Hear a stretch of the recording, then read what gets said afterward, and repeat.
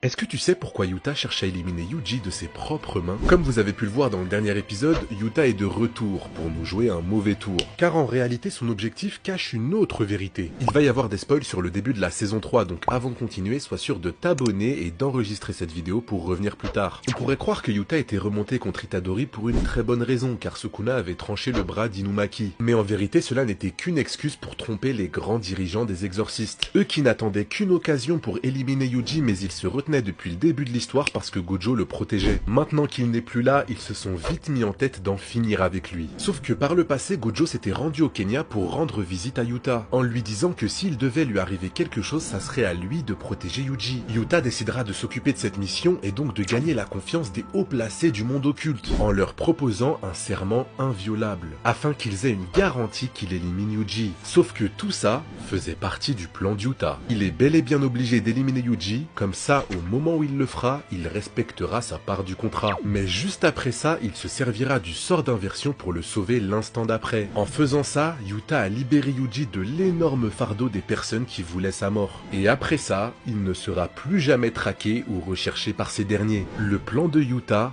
était parfait.